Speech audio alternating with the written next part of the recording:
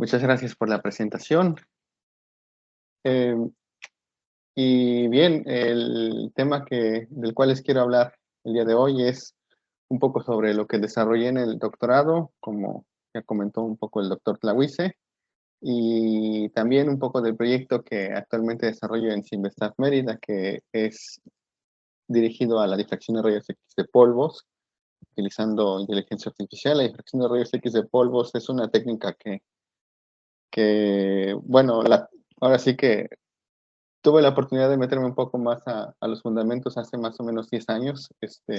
Tuve mis primeros cursos en difracción y cristalografía, pero ya en el doctorado precisamente busqué, ahora sí, tratar de dar un giro, porque yo era sintético, hacía nanopartículas. Busqué profundizar mis conocimientos de difracción de rayos X, pero termina siendo algo de machine learning, redes neuronales, y bueno, hasta en el postdoc es cuando puedo meterme un poco más a hacer esto de difracción de rayos X. Entonces, hoy les voy a platicar de esos dos proyectos, el que hice en el doctorado, que tenía que ver con búsqueda de nuevos materiales, en concreto de tipo perovskita, y el que ahora desarrollo, que es aplicado a difracción de rayos X de polvos. Y en concreto, ahora mismo estoy trabajando con una aplicación que permita determinar las brechas energéticas a partir de los patrones de difracción de polvos. Y esta idea se ha probado en 3 tipos de materiales hasta la fecha. Estoy hablando de materiales orgánicos, inorgánicos y de los llamados MOFs. Entonces, vamos a comenzar. Primero que le quiero platicar a ustedes es esto de inteligencia artificial para la búsqueda de nuevos materiales. Y bien, eh, como antecedentes, tenemos que los cristales pues son sistemas que tienen un orden de largo alcance. En pantalla ustedes ven un cristal de un titanato de bario con estructura tipo perovskita. En azul se muestran los átomos de bario, en rosa los de titanio y en rojo los de oxígeno. El derivado de este orden de largo alcance, existe periodicidad de los cristales y podemos identificar una unidad mínima que se conoce como celda unitaria. Dentro de esta celda unitaria, más bien las propiedades de lo que pasa en el cristal, podemos modelarlas con lo que pasa dentro de la celda unitaria. Así que la descripción se simplifica de un sistema de el número de Avogadro de partículas a unos cuantos átomos de la celda unitaria. Desde el punto de vista cristalográfico, esto es la combinación de una red de puntos y una base atómica. En el espacio tridimensional hay 14 redes de puntos definidas como redes de Bravais, y la base atómica es un conjunto de átomos que me va a servir para decorar cada uno de estos puntos. Entonces, a partir de esta combinación de red de puntos y de una base atómica, yo regenero al cristal. Toda la información de los compuestos cristalinos se encuentra en los llamados archivos CIF, del inglés Crystallographic Information File.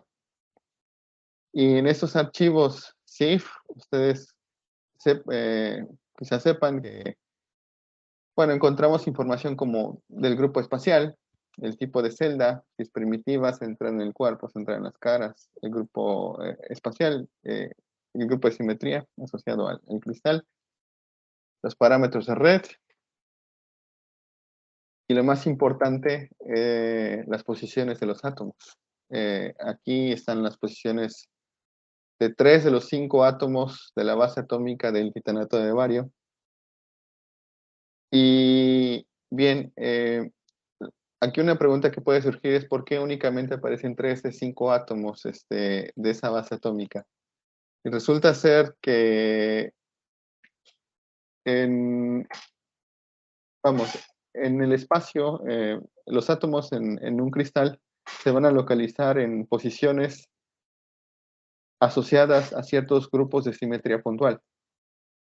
Esos grupos de simetría puntual digamos que hacen que debido a la ubicación de estos átomos, los átomos tengan cierta vecindad o cierto ambiente químico. Es decir, aquí, por ejemplo, para el átomo de bario, tenemos descrito uno de estos átomos, que es el único. Lo mismo pasa para el titanio, pero para el oxígeno tenemos únicamente las posiciones de uno de estos tres. Y resulta ser de que estos tres básicamente tienen el mismo vecindario. En cristalografía existe algo que se conocen como sitios de Wyckoff, que básicamente lo que hacen es agrupar esas posiciones en el espacio que comparten un mismo grupo de simetría puntual. Y vale la pena mencionar para quienes sepan un poco más de teoría de grupos y de simetría, que estos grupos de simetría puntual son subgrupos invariantes del grupo espacial.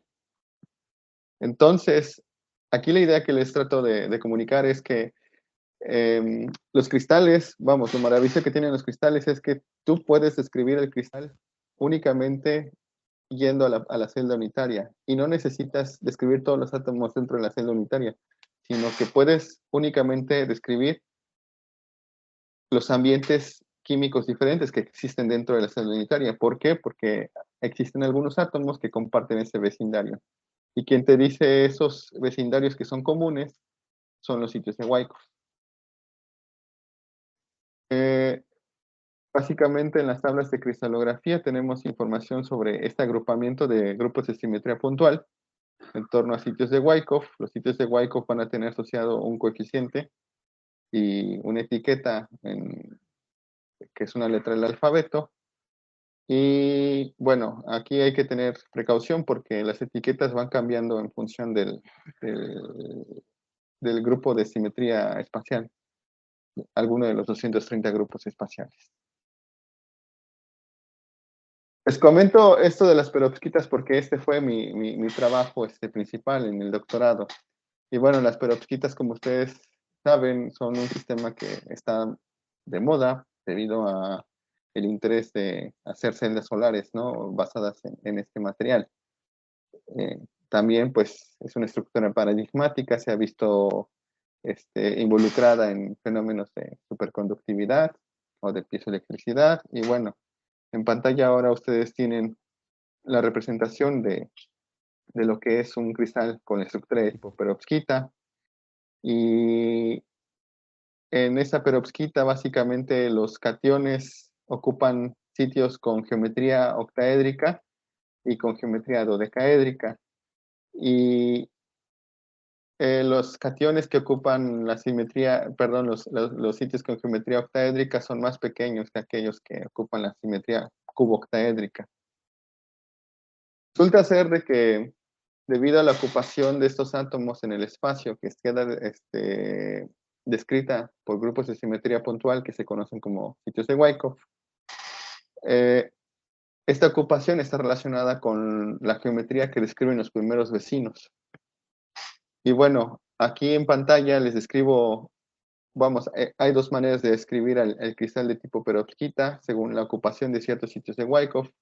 Tenemos que, por ejemplo, en una perovskita, la perovskita simétrica, la idealizada, tenemos que el catión octaédrico ocupa este sitio de Wyckoff, asociado con este grupo de simetría puntual. El cubo octaédrico ocupa este sitio de Wyckoff, y el anión, que podría ser un oxígeno o algún halogenuro, ocupa este sitio de Wyckoff.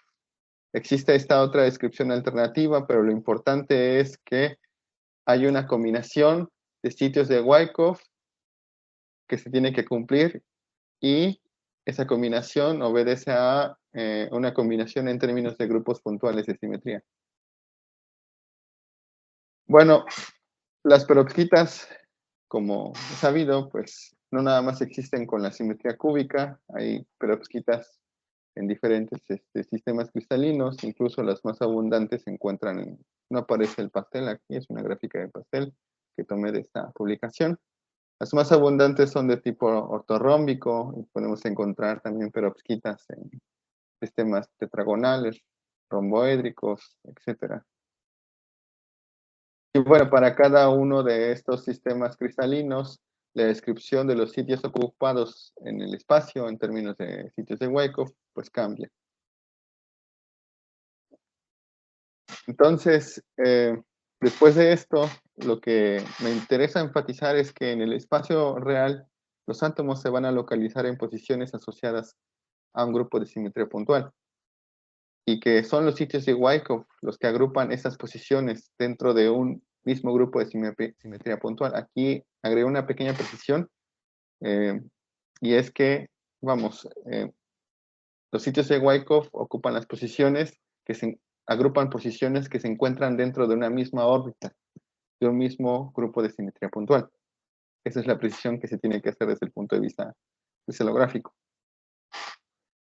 Derivado de esta ocupación, van a existir, se genera un marco de poliedros que caracteriza una estructura cristalina. Por ejemplo, en la perovskita, el marco de poliedros característico es el octaedro, y esos octaedros comparten sus vértices. En una perovskita, como las que les presenté, el marco de poliedros característicos es los octaedros de esquina compartida. En una blenda, pues son los tetraedros que comparten vértices, y algo similar pasa en una bursita, nada más que ahí cambia la simetría. En fin, podemos ubicar marcos de poliedros para cada tipo de estructura cristalina, y al final de cuentas, quien genera esos poliedros característicos es la ocupación de ciertos sitios en el espacio con cierta simetría puntual. Lo importante también es que el marco de poliedros se puede conservar, aun cuando haya disminución de la simetría del cristal. Por ejemplo, en la perovskita, normalmente la perovskita, la primera que pensamos es esta, la cúbica, pero en la simetría ortorrómbica o en la tetragonal vemos que los, los octaedros giran, se van distorsionando a través de rotaciones, y el marco de poliedros se conserva. Entonces, lo que se hizo fue elaborar una propuesta para construir una serie de descriptores, y estos descriptores alimentarlos a una red neuronal que aprenda a distinguir compuestos en función de su estructura cristalina. Y la propuesta pasa por utilizar los diferentes sitios de Wyckoff de un compuesto cristalino. Ahora, esto de utilizar los sitios de Wyckoff, además de permitirme construir una serie de descriptores útiles para entrenar una red neuronal, me sirve también para implementar una búsqueda en una base de datos, porque al final de cuentas mi red neuronal pues va a ser mejor si tiene más información disponible para su entrenamiento. Entonces, describir a una estructura cristalina en términos de los sitios de Wyckoff ocupados, pues me va a permitir hacer una búsqueda en esas bases de datos. Y en el doctorado trabajé con esta base de datos que es Crystallography Open Database. Ese es el sitio web que ustedes pueden descargarla sin problemas. Hay actualmente más de 400,000 archivos CIF, y es muy importante tener acceso a esos archivos CIF porque sin ellos no hay modelado. Y bueno, hay otras bases de datos, pero el problema está en que no se tiene el acceso a esos archivos CIF. Y tratar de acceder a esa información a partir de un PDF, pues quizás iba a llevarme todo el doctorado o más. En fin, hay que tener la base de datos, a los archivos CIF, y hacer una búsqueda de aquellos compuestos que tienen la estructura perovskita, y la definición de lo que es una perovskita me lo va a dar la ocupación de los sitios de Wyckoff. Para ello se utilizó este paper publicado por Woodward del 97, y la búsqueda arrojó 1629 compuestos con estructura tipo perovskita. La mayor parte de ellos fueron perovskitas que se escriben con 4 sitios de Wyckoff. En menor proporción, perovskitas que se escriben con 3 sitios de Wyckoff, como la estructura cúbica, la simétrica. Y hay perovskitas que se escriben con más de 6 sitios de Wyckoff. Entonces tenemos 1629 compuestos de estructura de tipo perovskita, y para desarrollar la red neuronal para enseñar a una red neuronal a diferenciar compuestos con estructura de tipo perovskita de aquellos que no tienen la estructura de tipo perovskita. En una primera etapa se tomaron aquellos compuestos con hasta 4 sitios de Wyckoff, hasta 4 ambientes químicos diferentes. Entonces se creó una colección de muestras, una colección de compuestos de 2.862 compuestos que tenían 3 o 4 sitios de Wyckoff, descritos con 3 o 4 sitios de Wyckoff. De esos 2.862 compuestos, la mitad eran perovskitas y la otra mitad eran compuestos sin la estructura de una perovskita. Eso es importante porque hay que enseñarle a la red a diferenciar algo que es de lo que no es. Y esta colección completa se repartió en 3 conjuntos en una proporción 70-15-15. Esa proporción corresponde a un conjunto para entrenar a la red neuronal, otro conjunto para validar y otro conjunto para probar. Esto del entrenamiento, pues, como ustedes quizás saben, las redes neuronales, pues, se entrenan a través de iteraciones. Entonces, esto es necesario para optimizar los parámetros en la red neuronal. Después de cada iteración, se hace una prueba con compuestos diferentes utilizados a los que se usan para optimizar. Y esos compuestos distintos utilizados para optimizar se conocen como compuestos para validar.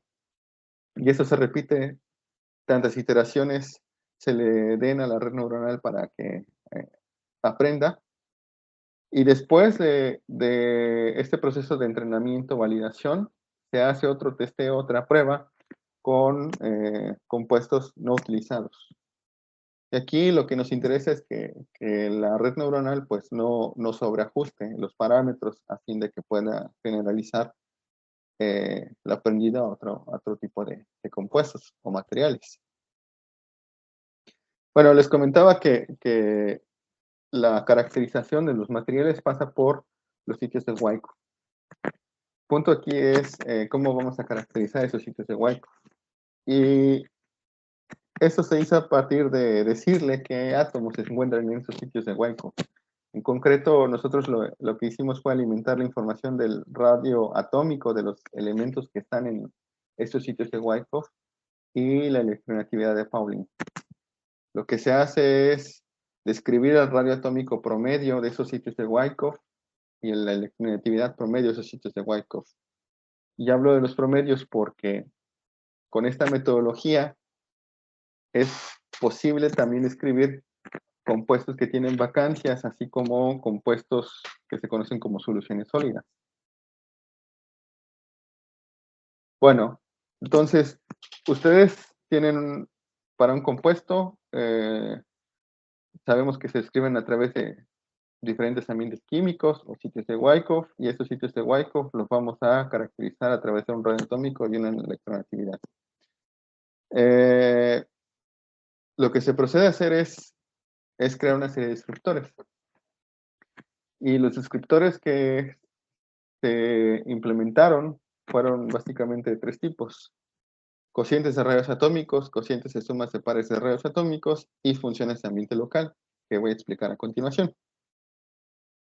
Para una colección de compuestos como la que les he platicado, existen 6 cocientes de este tipo, 15 cocientes de este tipo y 12 funciones de ambiente local. Los cocientes de rayos atómicos están relacionados con factores geométricos que los químicos de Estados Unidos quizás tienen muy presente. Resulta ser de que si tomamos el cociente del radio aniónico y del radio catónico, vamos a encontrar un resultado que está relacionado con la geometría de los primeros vecinos. Entonces, lo que hacemos es formar una combinación de estos 4 rayos para esos 4 sitios. Se generan 6 combinaciones, y con estas 6 combinaciones tenemos 6 cocientes. Los factores de empaquetamiento sigue una metodología similar. Primero se calcula cuántas parejas se pueden formar de rayos atómicos, y eso da lugar a 6, que se expresan como 6 sumas. Y a continuación, estas 6 sumas volvemos a calcular las combinaciones por parejas. Y nos da lugar a 15 combinaciones por parejas que se expresan como cocientes. Ahora, estos los denominamos factores de empaquetamiento porque resulta ser de que algunos de estos descriptores, por ejemplo, este 20, que sería para una perovskita cúbica, está relacionado con el factor de Goldschmidt. Y el factor de Goldschmidt es un descriptor utilizado para perovskitas y se construye asumiendo que existe un empaquetamiento compacto de los iones. Entonces, ese es el nombre que le dimos a esta serie de cocientes, porque pues al final de cuentas reflejan el grado de empaquetamiento en la estructura cristalina. Y las funciones de entorno local les voy a explicar a continuación, porque son un poco diferentes a los cocientes. Regresando a nuestra cristal original, la perovskita de titanio y bario, tenemos un átomo que se está señalando en verde, ahorita lo estoy señalando, y lo que vamos a hacer es fijarnos en los vecinos, ciertos vecinos. Vamos a definir un radio de corte y vamos a considerar los vecinos que están dentro de esa cadena de corte. Aquí en pantalla ahora aparecen los entornos de los diferentes sitios de Wyckoff de un titanato de calcio en la fase ortorrómbica. Resulta ser de que en la fase ortorrómbica de una perovskita se describe con 4 sitios de Wyckoff, uno para el catión octaédrico, otro para el cubo octaédrico y 2 entornos para los aniones. En una perovskita cúbica tenemos 3, como dice la fórmula ABX3. Entonces, tenemos 4 entornos diferentes para cada átomo. Y lo que hacemos a continuación es diferenciar a los vecinos en función de la ocupación de los sitios de Wyckoff. Resulta ser de que si consideramos los ambiente que tiene los átomos de calcio, el calcio sería el átomo central, los vecinos de titanio ocupan sitios de Wyckoff con esta etiqueta 4A, los de oxígeno ocupan esta etiqueta 4C y existen oxígenos descritos con el sitio de Wyckoff 8D. Y lo mismo podríamos hacer para los vecinos que se tratan del mismo átomo central, los de calcio, pero para este desarrollo no nos necesitamos, ya que las funciones de entorno local se calculan a través de esta fórmula, que tiene un perfil gaussiano, y debido a este perfil, los átomos que están más cercanos al central contribuyen más a la fórmula. Y el denominador de esta exponente básicamente me describe al par átomo central, el átomo vecino. De alguna manera aquí se está codificando la química de este par. Además de tomar en cuenta la diferencia de electronegatividades, que en química esto está atribuido a la presencia de enlaces iónicos o covalentes, y las estructuras de perovskita normalmente se han considerado como estructuras de tipo iónico. Y también esa es la razón por la que no tomamos la contribución de cuando son el mismo tipo de átomo. El átomo central y el vecino son el mismo tipo, porque esto pues se hace cero. Entonces, para encontrar las funciones de entorno local, utilizamos esta fórmula que involucra el número de sitios de los compuestos y nos da lugar a 12. Y bueno, ya tenemos una serie de descriptores y ahora lo que queremos es mapear eso a una salida que sea falso o verdadero, un 0 o un 1, que está atribuido a un compuesto de tipo no perovskita o de tipo perovskita. Y a continuación es donde entra en juego la red neuronal. Tenemos una serie de variables o descriptores. A cada uno de estos descriptores les vamos a asociar un parámetro. Y lo que hago es hacer una combinación lineal de estos descriptores. La combinación lineal, a continuación, lo que puedo hacer es alimentar la otra función a fin de modelar la no linealidad, la toma de decisión. Estas funciones se conocen como funciones de activación y aquí aparecen en pantalla algunas de las más usadas en redes neuronales. La función de tipo lineal, que consiste en tomar tal cual el resultado de la combinación lineal. Las funciones de tipo S, como tangente hiperbólica o sigmoide, que lo que hacen es constreñir el rango a -1 a 1 o de 0 a 1. Y esta función de activación, que también es muy popular, que se conoce como ReLU, de Rectify Linear Unit, que solamente toma en cuenta los valores mayores a 0. Entonces, lo que pasa en una red neuronal es que tenemos una serie de descriptores, cada descriptor está asociado con un parámetro que no sabemos su valor.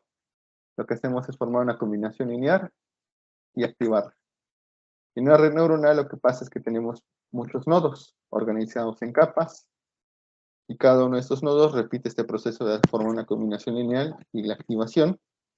Y lo que podemos hacer en una red neuronal es que el resultado de este proceso en cada uno de estos nodos, podemos volver a utilizarlo para formar otro conjunto de nodos que repiten esto y así. No hay límite en el número de capas y el número de nodos. Esto se hace a prueba y error. Y los valores de la última capa me van a servir para mapear a mis salidas. Entonces lo que hacemos en una red neuronal, como las que aparece en pantalla, que se conoce como perceptrón multicapa, o simplemente de tipo full connected, es pasar de un espacio de tantas dimensiones a otro de tantas dimensiones. Aquí, por ejemplo, la red neuronal pasa de un espacio de 5 dimensiones a uno de 3, y en cada capa lo que hacemos es algo parecido, una expansión tipo polinomial para mis descriptores y pasar a otro espacio dimensional. Entonces, lo que sigue es optimizar los parámetros, y para ello podemos utilizar alguna de estas funciones de costo. Para la regresión, un ejercicio de regresión, normalmente se utiliza el error cuadrático promedio, y de clasificación, la función de entropía binaria. Y bueno, para optimizar podemos usar cualquier método de optimización, algoritmos de optimización global como algoritmos genéticos, de cristalización simulada o simulated annealing, u optimización por enjambres, que es lo que aparece ahora en pantalla. Esa imagen no la hice yo, la tomé de por ahí en Google. Podemos usar métodos de segundo orden, Newton, Lebesgue-Marquardt, etc. Aunque los que la gente usa porque están en las plataformas para hacer deep learning o aprendizaje profundo son de primer orden, que son gradiente descendiente y todas sus variantes. Y bueno, esto es básicamente la metodología que se construyó en el doctorado.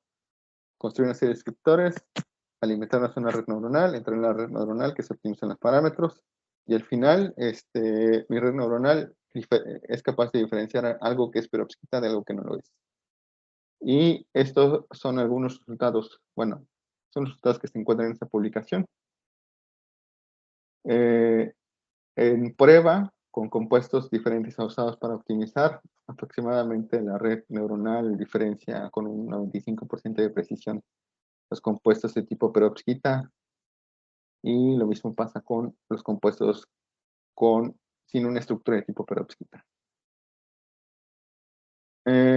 Bueno, aquí es interesante porque después de haber entrenado y de haber probado las redes neuronales con los conjuntos de prueba, de validación y de training, de test, de entrenamiento, perdón, lo que hicimos fue agarrar los compuestos que quedaban de la base de datos y alimentárselos a la red neuronal. Y estos compuestos que quedaban, en principio ninguno tendría que ser perovskita. Y bueno, los resultados que se obtienen son similares a los mostrados en la tabla anterior. Pero aquí lo interesante es que para el entrenamiento jamás se usó compuestos con 1 o 2 sitios de Wyckoff.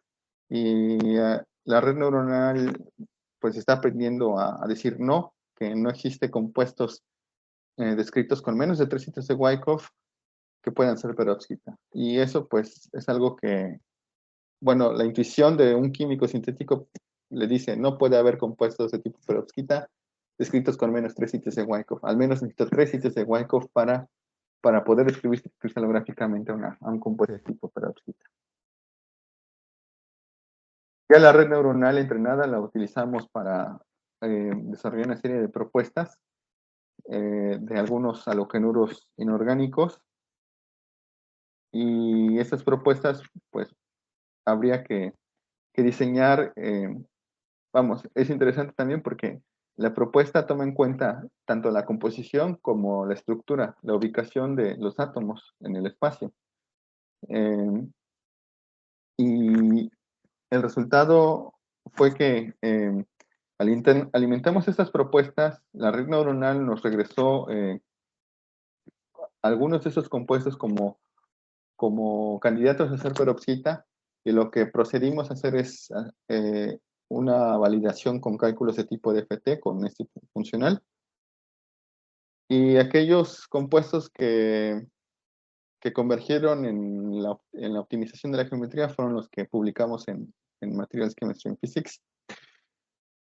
Y como consecuencia, pues calculamos los band gaps de esos compuestos y aparecen en esta publicación, aunque también es importante señalar que con ese funcional tiende a subestimar los valores de estos compuestos. Sin embargo, puede ser útil para darnos una idea de cuáles son las tendencias en términos de composición o de familias en la tabla periódica, etc. Y bueno, eso es un poco lo que les mostré en la diapositiva anterior, pero lo que quiero presentarles es que la metodología diseñada, como considera la composición y la estructura, nos permite también hacer una serie de inferencias de soluciones sólidas. Aquí, por ejemplo, lo que estamos haciendo es modelando cesio y magnesio, ocupando sitios con geometría octaédrica, niobio y tungsteno, sitios con geometría octaédrica, y cambiando el parámetro de celda. Y bueno, la red neuronal nos regresaba probabilidades de que eso pudiera adoptar la estructura de tipo perovskita. Ya más adelante lo que hicimos fue extender esta metodología a más estructuras cristalinas, y esto también lo publicamos, pero a ver, ok, eso también salió publicado. Lo que hicimos fue enseñarle a una red neuronal a clasificar compuestos con estructura de tipo granate, espinela, la perovskita que habíamos trabajado antes, fases de perovskita de capas como Rudlisten-Popper o Dion-Jacobson, perovskitas hexagonales que se diferencian a las perovskitas cúbicas por el marco de poliedros. Aquí tenemos que los octaedros comparten las caras. Tenemos este tipo de perovskita que se llama OTP, que es básicamente la presencia de dos tipos de geometría, una octaédrica y otra de prisma trigonal, fácil menita, blenda y alita. Entonces lo que hicimos fue alimentarle una serie de compuestos con ese tipo de estructuras cristalinas. Además le enseñamos a la red neuronal a decir cuando algo no podía corresponder a una de este tipo de estructuras cristalinas. Calculamos los rasgos. Aquí consideramos también los pares de electronegatividad, los rayos atómicos promedios por sitios de Wyckoff y la densidad del compuesto, porque la densidad del compuesto también nos ayuda a modelar la presencia de las vacancias. Y bueno, estos son los resultados que se obtienen en test, ya después de entrenar. Esta es la publicación de la cual les platicaba en la diapositiva anterior. Y también aquí lo que hicimos fue, una vez entrenada la red neuronal, utilizar los rasgos, la información extraída por la red neuronal en las capas ocultas, la utilizamos para mapearla a parámetros de red, de estructuras Rutledge en Popper, granates, espinelas, perovskitas cúbicas, perovskitas romboédricas y ortogonales también, ortorrómbicas, perdón. Y bueno, el coeficiente de regresión que obtuvimos fue mayor a 0.95. Y bueno, aquí lo interesante es que los rasgos extraídos por la red pueden ser útiles para mapearlo a otro tipo de propiedades. Eso también ahí aparece en esta publicación. Y hay un notebook de Jupyter en esta URL. Esto ya no lo publicamos, esto también ya fue otro intento de ver hasta qué alcance tenían los rasgos extraídos por la red neuronal. Aquí lo que hicimos fue mapear esos rasgos extraídos a brechas energéticas. Y utilizamos las brechas energéticas publicadas por Kim en 2020, quien utilizó este funcional híbrido, que en principio es mejor que los de tipo PBE. Y bueno, aquí nada más utilizamos 3044 compuestos porque también por construcción, la red neuronal pues queda limitada a utilizar compuestos con hasta cierto número de sitios de Wyckoff. Y bueno, estos son resultados que se obtienen en el mapeo de esos rasgos extraídos por esta red neuronal a las brechas energéticas reportadas por Kim. Estos son resultados en conjunto de entrenamiento y estos son los resultados en conjunto de prueba. Y en estas gráficas, en la parte inferior, tenemos, bueno, es la distribución de la brecha reportada por Kim menos la brecha predicha por la red neuronal. Aquí, para hacer este mapeo, utilizamos ya una red de tipo convolucional. Básicamente usamos la primera red que utilizamos para clasificar. Sacamos los rasgos que se extraen de ahí. Esos rasgos se los alimentamos a otra red ya de tipo convolucional y la red de tipo convolucional ya me dice la brecha energética. Y bueno, a continuación en pantalla aparecen algunas de las plataformas que actualmente existen para determinar propiedades de materiales. Algunas de ellas, como por ejemplo MAXPY y ATCNN, son interesantes en el sentido de que nada más construyen rasgos con base en la composición y hacen posiciones como, por ejemplo, asumimos de que la fase a la cual estamos calculando las propiedades, pues es la fase termodinámicamente estable, pero es interesante. Y otras plataformas como SWAP, SNET y CGCNN ya consideran rasgos de tipo estructural. Y bueno, estas plataformas en promedio, el error absoluto promedio en el cálculo de brechas energéticas está en aproximadamente 0.40 electronvolts. Y bueno, un poco más sobre qué rasgos se utilizan para alimentar a cualquier tipo de aprendizaje de máquina, diferentes tipos de aprendizaje de máquina, a fin de mapearlo con brechas energéticas, pueden encontrarlo en mi sitio, bueno, es un blog que tengo. Entonces, ahí pueden encontrar un poco más información si les interesa. Y bueno, ahora les voy a platicar un poco sobre el proyecto que actualmente desarrollo, que es mapear los patrones de difracción a las brechas energéticas de los materiales. Y esto nace vamos, a final de cuentas, lo que vemos en un patrón de difracción es el espacio recíproco del cristal y las intensidades están asociadas con distancias interplanares.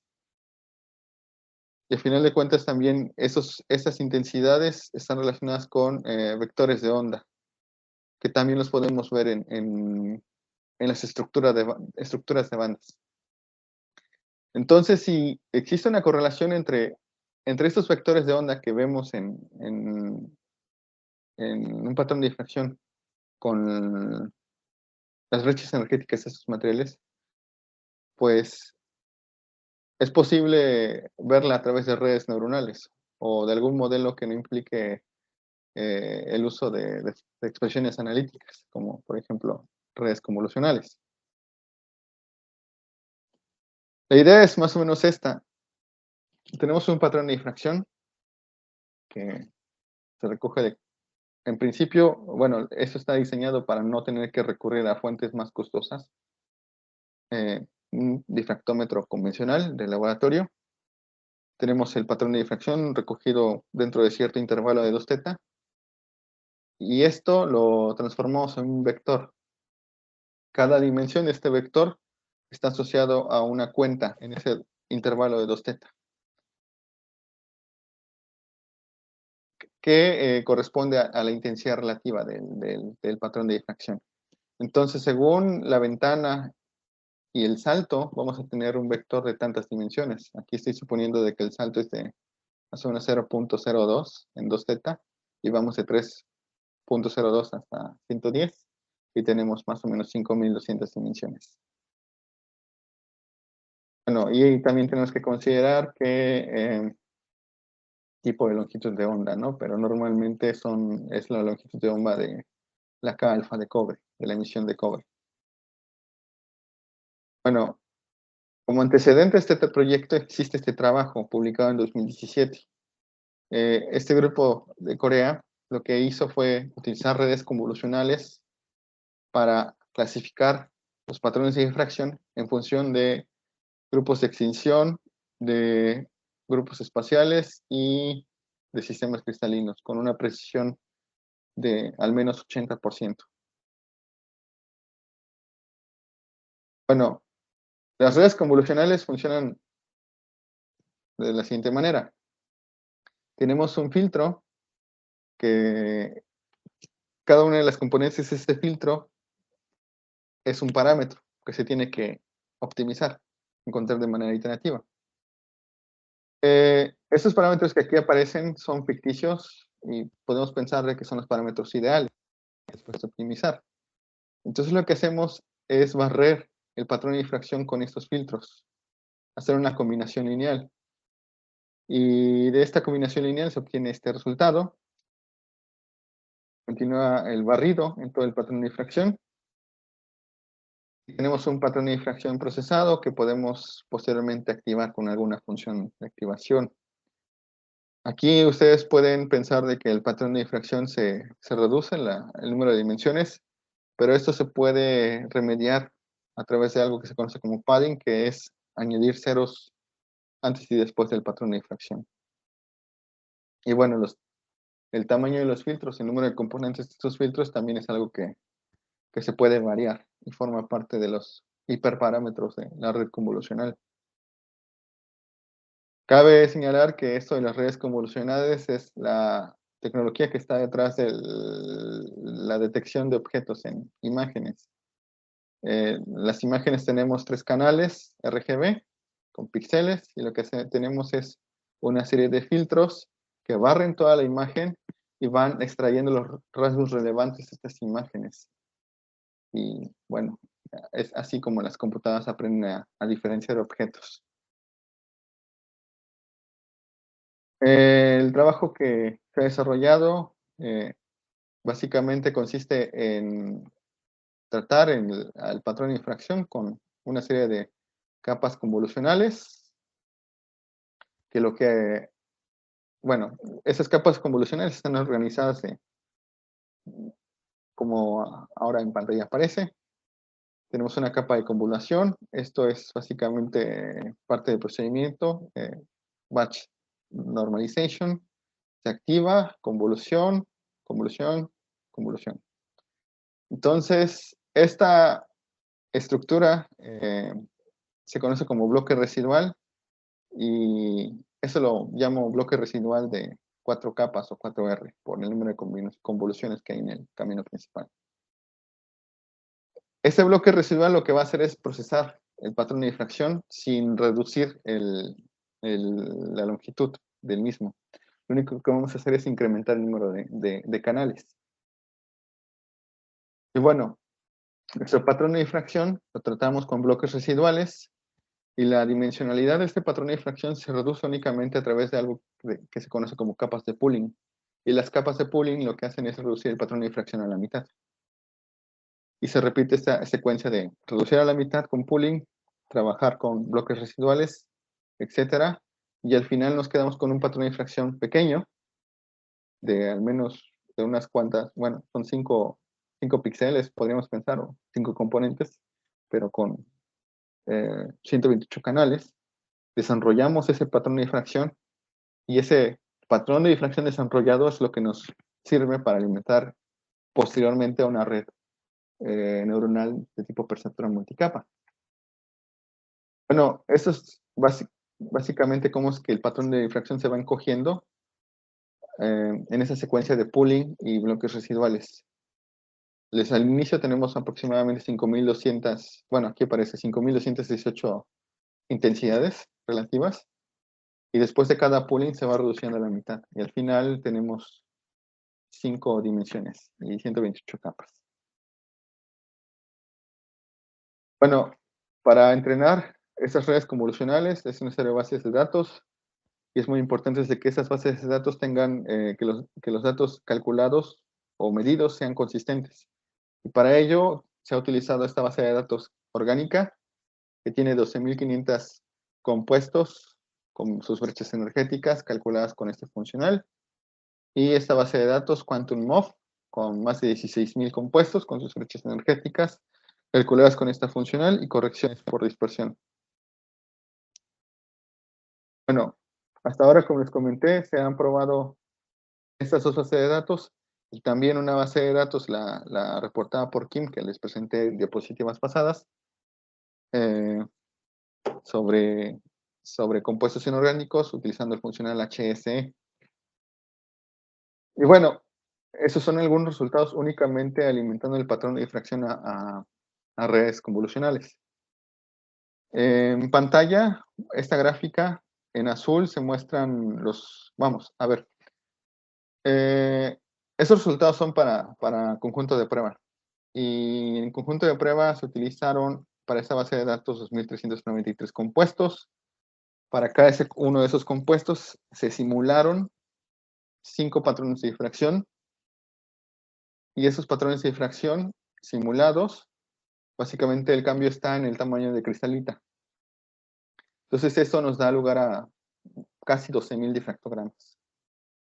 Estos resultados son con test.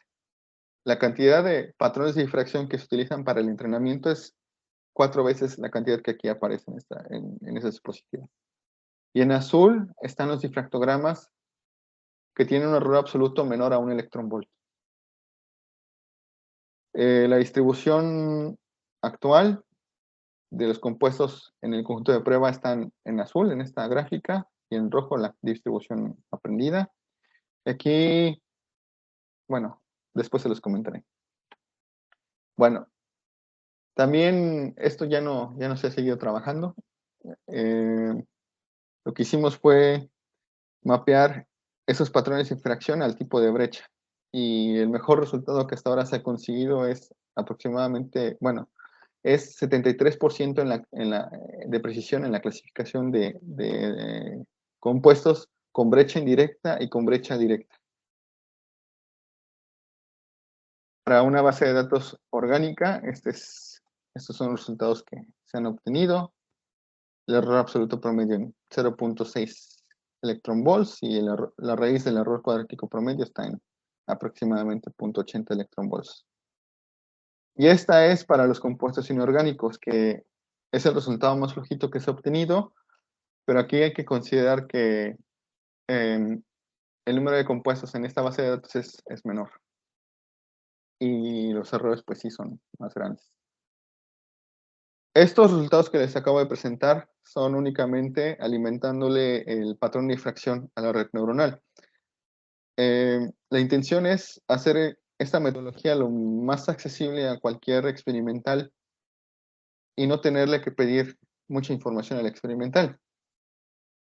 Hay algo que los patrones de difracción, hay información que, vamos, la red neuronal puede necesitar y que no está en los patrones de difracción, como por ejemplo los elementos que están en ese difractograma, porque resulta ser de que elementos como el hidrógeno, helio o litio, por ejemplo, no se ven en un difractograma, y a veces, bueno, los elementos con número atómico cercano, las contribuciones a esos patrones de difracción son similares.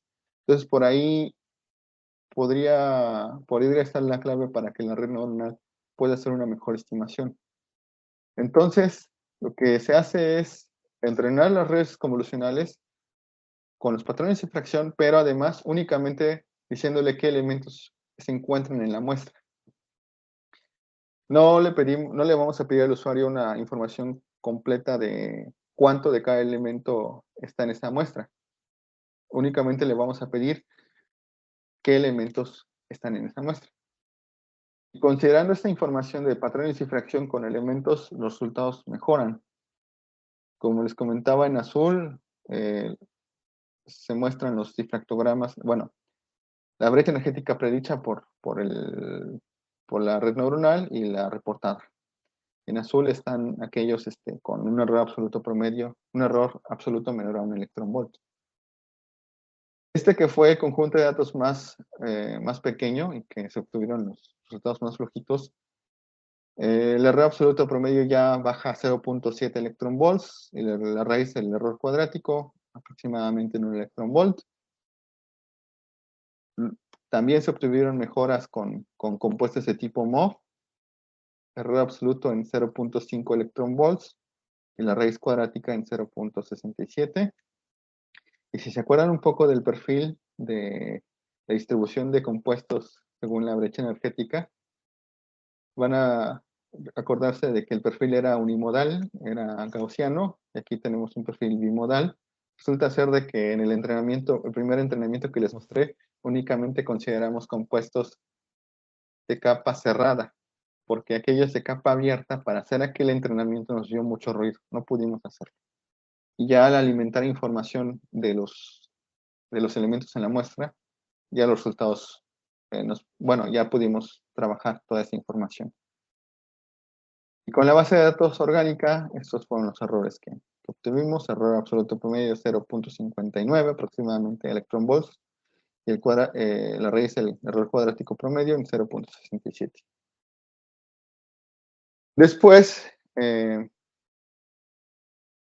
porque todo esto se hizo con patrones de difracción simulados, lo que hicimos fue ir al laboratorio y medir algunos patrones de difracción de muestras puras. Y le pedimos a la doctora Nidia García Peña, que también está aquí en Simvestab y que es experta en síntesis de MOVs y de dendrímeros. Le pedimos prestados algunos de los MOVs que ya había hecho, que son estos. Y bueno, estos son algunos resultados que se obtienen con patrones de infracciones reales. Óxido de zinc, óxido de estaño, no, perdón, sí, óxido de estaño, óxido de cobre, estos son compuestos orgánicos y estos son los MOVs. Y bueno, las diferencias entre las estimaciones de la red neuronal y los valores reportados en las bases de datos utilizados, pues digamos que esos errores están dentro de lo que se estima por el error cuadrático promedio, la raíz del error cuadrático promedio. Y aquí también vale la pena mencionar que los descifractogramas de los compuestos inorgánicos se midieron en una ventana que va de 3 a 60 por recomendaciones del uso del difractograma. Perdón, a ver, la ventana de 3 a 60 fue para compuestos orgánicos de MOFs. Y una ventana de 10 a 110 para los compuestos inorgánicos. Y pudimos estimar estas brechas energéticas que también se adecuan a los errores que obtuvimos antes. Y bueno, hasta aquí la plática de hoy. Le quiero agradecer los agradecimientos van para el CONACYT por la beca postdoctoral, al Laboratorio de Inteligencia Artificial del Instituto de Física de la UNAM, y al doctor Boquimi, y a la doctora Patricia Quintana, al maestro Daniel Aguilar y al maestro Mario Herrera. que estuvieron midiendo las muestras de los patrones de infracción. Y a continuación, pues, si hay alguna duda, pues estoy abierto a ellas. Gracias por su atención. Gracias, doctor, por su presentación. Abrimos la sección de preguntas. Si alguien quiere hacer un comentario, una pregunta, adelante, Luis. Hola, ¿qué tal? Buenas tardes. Buenas tardes. Me gustó mucho la orientación que tomó para el modelado de las perovskitas y en general su trabajo también. Bueno, mis preguntas son dos. La primera, por ejemplo, es del modelado que tuvo con todos los compuestos para formar las perovskitas. ¿Hubo alguna tendencia en la fase de las perovskitas? ¿Alguna preferencia, no sé? ¿O no hubo tanta? Por ejemplo, en fase cúbica o alguna otra fase. Sí, bueno, ya cuando las propuestas que le alimentamos a la red neuronal, las hicimos considerando ya la fase cúbica y eso fue, vamos, la justificación fue altas temperaturas, la fase más simétrica es la que es más estable. Entonces, bajo ese supuesto, construimos esas propuestas, asumiendo que todas son cúbicas. Y bueno, la red neuronal, así con esa propuesta de estructura cúbica, nos dio una serie de compuestos que eran candidatos. Ya en la optimización de la geometría, en el artículo que les mencioné, 135 compuestos reportamos con la estructura perovskita y 96 conservaron la estructura de tipo cúbica. Ya otras se desviaron a otras fases, como la ortorrómbica, que también se observó. Pero la mayoría de los compuestos que propusimos con la fase cúbica la conservaron. Muy bien. No, pues muy interesante. Otras preguntas que tengo es si alguna vez, pues no sé si ya lo hicieron, en modelar perovskitas en dos dimensiones. No lo hemos hecho. Ahora sí que no lo hemos hecho. Ok, muy bien.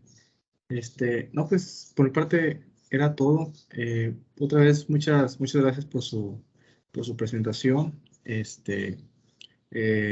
Muy interesante, la verdad, en cómo utilizaron la inteligencia artificial para pues, modelar estas estructuras cristalinas. Muchas Habría gracias. que pensar, gracias, habría que pensar un poco sobre qué descriptores podrían ser útiles para considerar esto de que dice de las fases bidimensionales, de las perovskitas bidimensionales. Ok. Gracias. Sí, no, a usted, muchas gracias.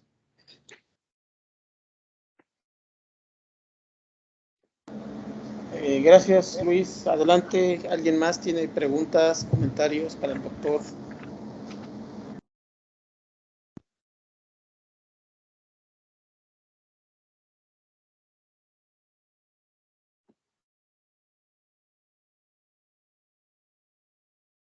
Adelante, Rodolfo.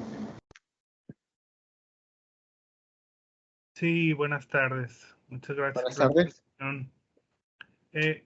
Yo tengo la duda con estos índices de Wyckoff, ¿se puede hacer el cálculo mediante DFT nada más con estos índices? O sea, Bueno, ajá. sí, bueno, eso es. Mira, el programa que usamos para hacer los cálculos, porque hicimos condiciones periódicas de Periodic Boundary Conditions, fue CP2K. Y ahorita me acuerdo que tienes que especificarle los átomos dentro de la celda unitaria a CP2K. No sé si en otros paquetes tengas esa descripción únicamente la puedes hacer a los sitios de Wyckoff. Pero sí es importante de que en esos programas que te hacen cálculos de FT, sí le explicites qué átomos están dentro de la celda unitaria. Porque al final de cuentas, esos programas, supongamos que nada más le das los sitios de Wyckoff, lo que hacen es aplicar las operaciones de simetría propias del sistema cristalino para generar todos los átomos de la misma celda unitaria.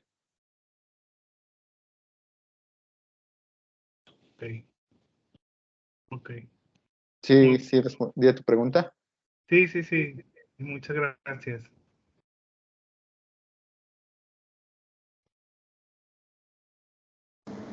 Ok, ¿alguien más tiene alguna pregunta, comentario?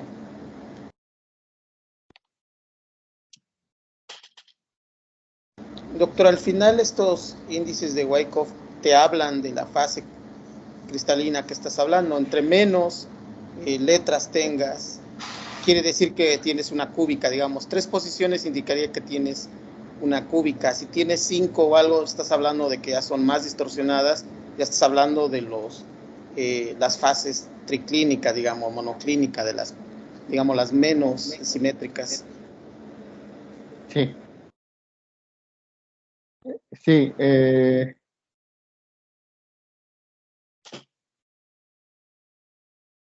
vamos, resulta ser de que, por ejemplo, para las fases triclínicas como los sitios de Wyckoff están relacionados con grupos de simetría puntual, pues al ser triclínicas o monoclínicas, existen menos operaciones de simetría asociadas a esas posiciones.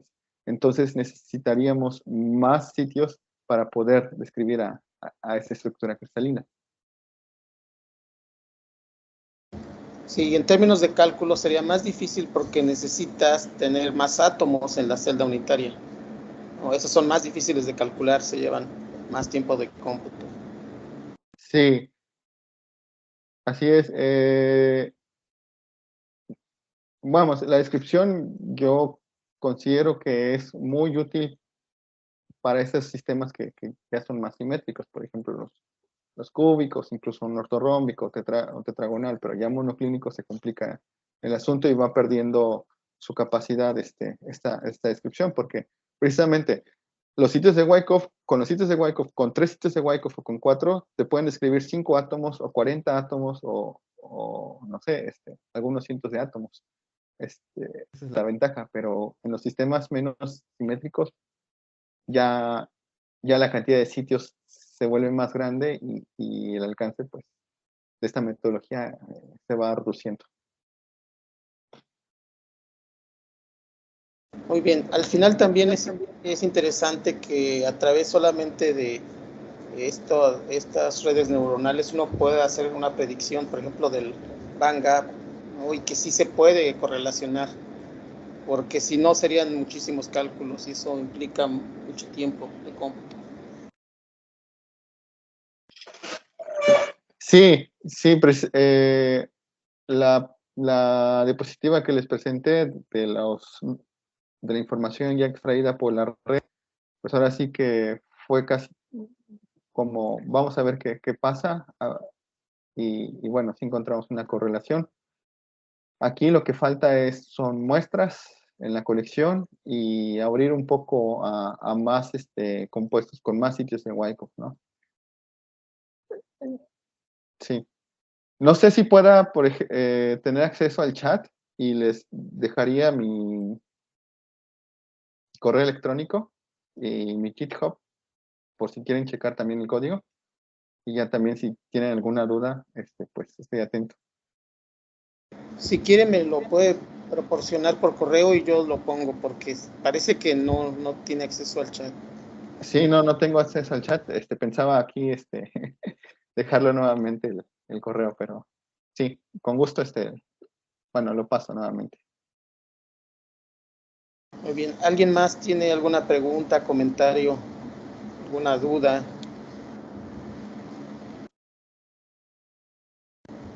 Rodolfo. Sí, bueno, es que estaba pensando en esto también de que esa base de datos de CIF, de índices de Wyckoff, antes de que se usara para redes neuronales, ¿para qué otra cosa se usaba? Por ejemplo, nosotros usamos los if de las celdas unitarias para el DFT, pero estos if, antes de usarlos para redes, ¿qué otra utilidad tenían o qué? Bueno, los CIF son muy esenciales porque, por ejemplo, si tú quieres identificar una fase cristalina, necesitas a fuerza los CIF. Este, la gente que pues hace síntesis y que lleva sus muestras al difractómetro y le pide al técnico que pues le ayude con identificar qué tienes en la muestra, pues necesitas el CIF para que te diga cuáles son las reflexiones asociadas a este compuesto, ¿no? Esa es una. Y dos, ustedes conocen el refinamiento Rietveld. El refinamiento Rietveld, pues básicamente tú lo que haces es tratar un patrón de difracción para determinar parámetros como tamaño de cristal, o si hay orientación preferencial, o si hay algún estrés dentro de la muestra, o si las posiciones de los átomos se han movido, o si hay soluciones sólidas, o si los parámetros de red están cambiando. Y para ello necesitas el CIF. Entonces, el CIF es, digamos que, esencialísimo para el análisis con difracción de rayos X. Y ya después, pues, vienen las aplicaciones, ¿no? Como la que comentas de calcular propiedades o este tipo de aplicaciones. Ok, ¿y cuál sería ahí la diferencia con los ifs de las celdas unitarias para esas aplicaciones? No se podría para ello utilizar esas de celdas unitarias. O sea, ¿cuál sería la diferencia entre ellos? No sé si me explico por qué. A ver, ¿puedes detallar un poco tu pregunta, por favor? Sí, o sea, ¿cuál sería la diferencia entre un SIF de celda unitaria de un SIF de índice de Wyckoff aún para esas aplicaciones? Porque no sé. Ya. Mira, normalmente en los CIF ya vienen los sitios de Wyckoff. Okay. Bueno, en algunos CIF están los sitios de Wyckoff y en otros no están explícitos, porque, como comento, ya los programas, por ejemplo, los que sirven para hacer refinamiento o para identificar fases o para hacer cálculos de condiciones periódicas, aplican las operaciones de simetría propias del cristal y generan los átomos que faltan. Incluso si tú llegas a, a reescribir un átomo que por operaciones de simetría se genera, el programa te protesta y te dice, ¿sabes qué? Estás encimando átomos. Eh, pero sí, esos sitios de Wyckoff, en el mejor de los casos, ya aparecen explícitos en los archivos CIF. Y si no, por ejemplo, yo la paquetería que uso, todo el desarrollo que les he comentado ha sido con Python. Hay una paquetería que se llama PyMatGen, que es la que te permite identificar los sitios de Wyckoff. Entonces, sí, vamos, si tú llegaras a determinar una nueva estructura cristalina, tienes que reportarla. Y cuando tú reportas, tú necesitas describir las posiciones de esos átomos, ya sea que tú describas eh, los sitios de Wyckoff ocupados o que describas todos los átomos que están dentro de la zona unitaria. Yo te digo, no muchos describen a los sitios de Wyckoff, pero debido a que tú ya tienes información de todos esos átomos de la celda unitaria, ya tienes acceso a ellos con otros programas. ¿Sí me explico? Sí, muy bien. Sí, muchas gracias. No de nada.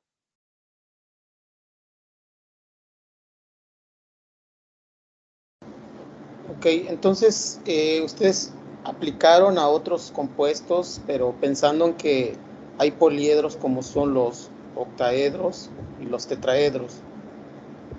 Eh, y en eso, en base a esto, fue que pudieron extender su estudio y, por ejemplo, se fueron a los MOFs. Sí, bueno, ya lo de los MOFs es otro proyecto distinto al de la búsqueda de compuestos con cierto tipo de estructura. Ya no he seguido en esa dirección. Ya ahorita con lo que estoy trabajando es en, digamos, ampliar las capacidades de caracterización en la difracción de rayos X de polvos.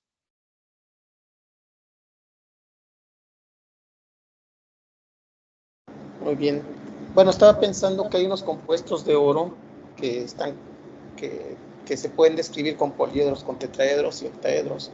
Entonces sería interesante darle un set, ya hay más de 100 estructuras que han sido determinadas experimentalmente. Sería interesante si se pudiera hacer un tipo de predicción con estos compuestos. Sí, bueno, aquí quiero comentar algo que quizás no sé si sea pertinente. Yo soy químico de formación, entonces, como químico, normalmente lo que vemos es los primeros vecinos. Entonces, los primeros vecinos nos dan ciertas geometrías, ¿no? Como las que comenté en la presentación. Pero, vamos, esas geometrías que te definen los primeros vecinos son consecuencia de dónde se ubican los átomos. Y, y al final, porque también fue uno de los problemas a los cuales yo me enfrenté cuando quise crear una colección, ¿no? Para entrenar mi red neuronal. ¿Cómo voy a buscar en toda esa base de datos aquellos compuestos que tengan esta especificación, ¿no? O sea, tengo que desplegar el CIF o generar un archivo para desplegarlo, no sé, en BMD, en Visual Molecular Dynamics, el programa, y observar, ¿no? A ver si es una perovskita, si tiene el poliedro que me interesa, y pues así me iba a tardar mucho. Entonces, eh, lo que hacemos es hacer la búsqueda a través de esta ocupación de sitios de Wyckoff. Y los sitios de Wyckoff son, pues vamos, estas geometrías son la consecuencia de esos sitios. Y, y sí, yo creo que se puede hacer construir un modelo, ¿no? Yo no tengo tanta idea de estos cúmulos de oro, pero por ahí se puede construir una serie de descriptores para estimar propiedades de los mismos.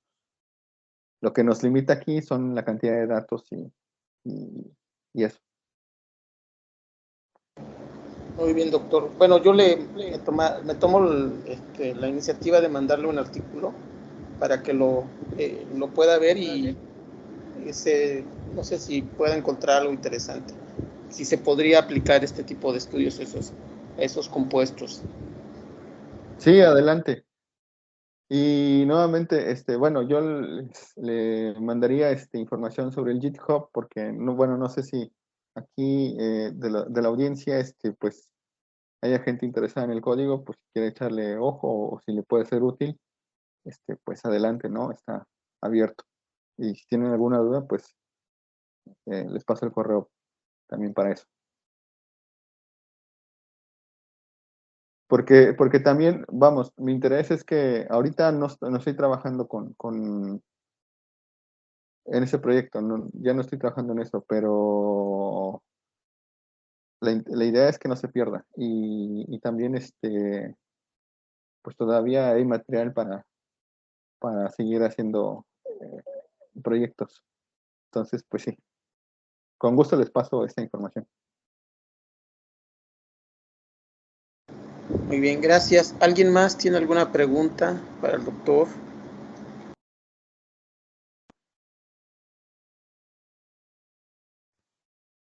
Muy bien. Bueno, pues agradecerle, doctor, nuevamente su participación. y le haremos llegar por ahí por correo una carta pues agradeciéndole la participación, una constancia. Muchas gracias, doctor. Al contrario, muchas gracias. Y gracias a todos por conectarse. Hasta luego, buena tarde. Buenas tardes, hasta luego.